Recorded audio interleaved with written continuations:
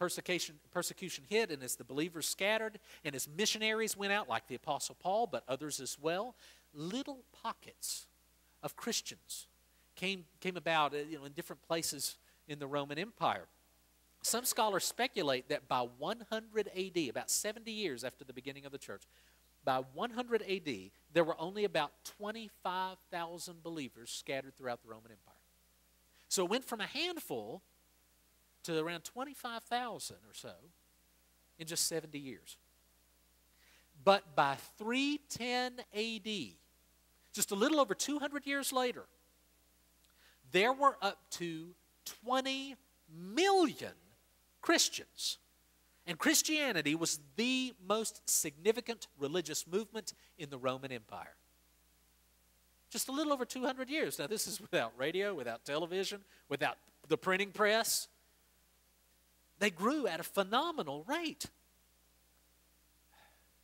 How did they do that?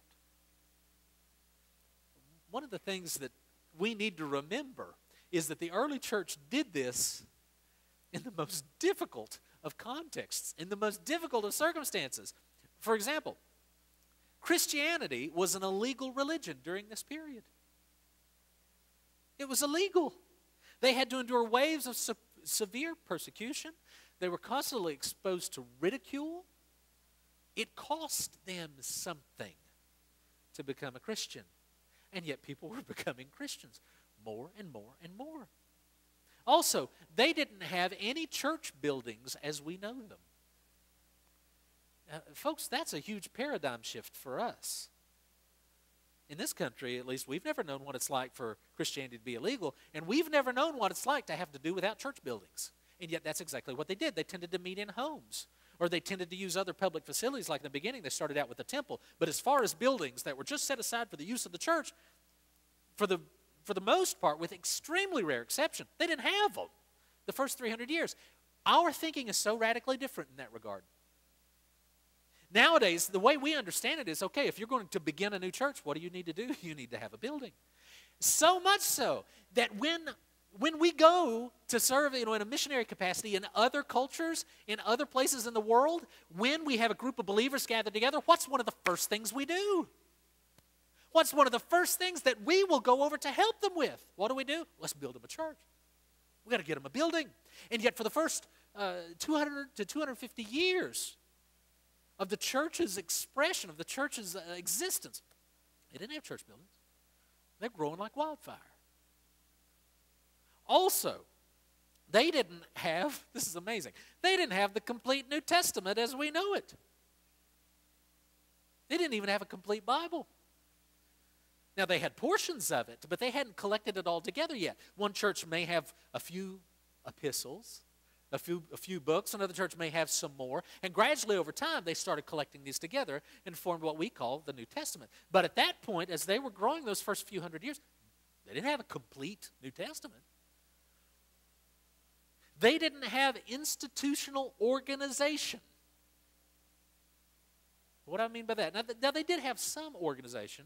There were some ministerial roles that the New Testament, even in the first few decades of the church, they had pastors and deacons and things like that. But as far as institutional organization as we think of it, they didn't have it. In other words, they didn't have denominations. They didn't have seminaries. There were very, very, very, very, very few professionally trained clergy. They didn't have mission boards. They didn't have bylaws.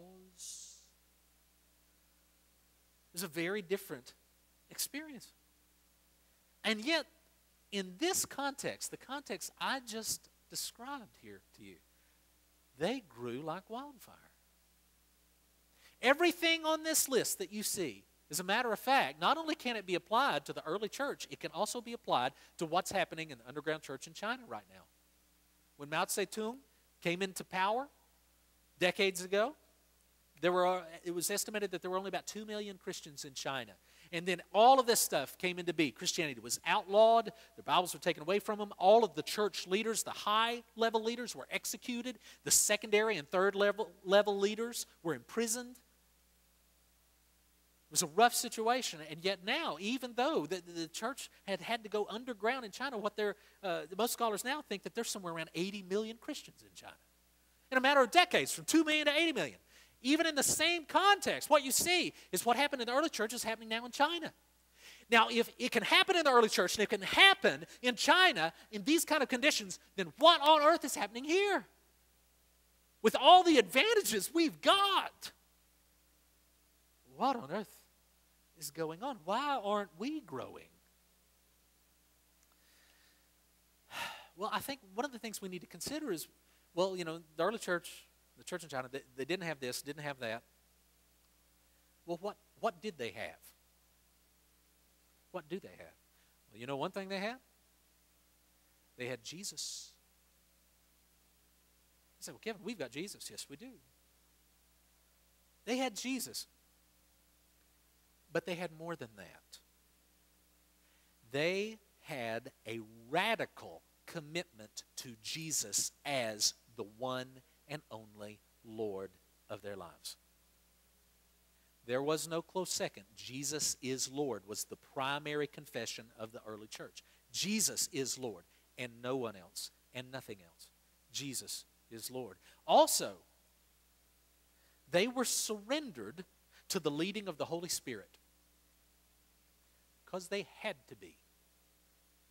It's not like you can say, well, we need to know how to be the church in this way or in that way, so let's check and see what the denomination says. Or it's not like they say, well, what's the church across town or across the country doing? It's not like they could order, Christian curriculum from this publishing company or that publishing company. They were in a situation where it's like, oh, Lord, you've got to do something. We are totally dependent on you. Please help, please lead, please guide. And guess what? The Holy Spirit did. I'll come back to that. They trusted that the Holy Spirit would empower them to do what God wanted them to do. You know what I think part of our problem is, guys? I'm afraid that the church in America has enjoyed a privileged position in the center of society for so long that, quite frankly, we've just gotten lazy. It's got to be so easy for us. Since it was fashionable, and to be honest, even in regard to business, advantageous to be connected in the church.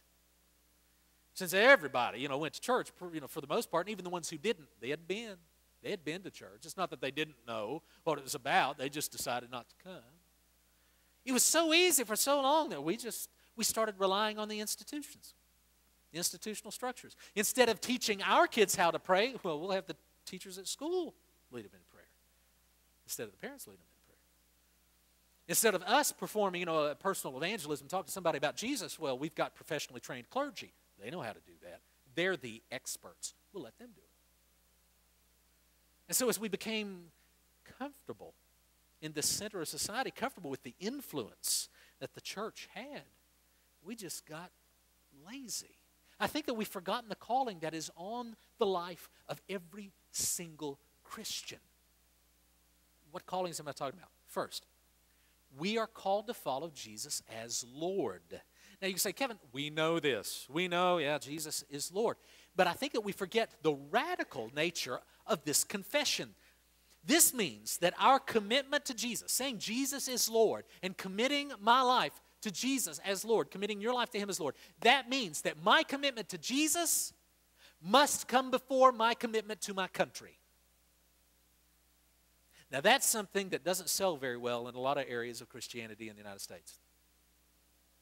Because for so long, we're still in that mode of, well, it's one and the same. If you're a patriotic American, of course you're a good Christian. Folks, it's not one and the same anymore.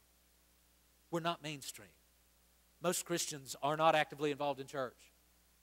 Or most Americans are not actively involved in church. And so I think that we've got to recognize, if we say Jesus is Lord, what that means, Jesus is Lord. And all our other commitments, including commitment to country, come under that. Jesus being committed to Jesus as Lord means that that commitment to Him comes before my commitment to my own family. Say, preacher, okay, now you're getting too close to home. It comes before my commitment to me. Our culture is all about you follow your dream. That's not Christianity. Christianity is you follow Jesus' dream.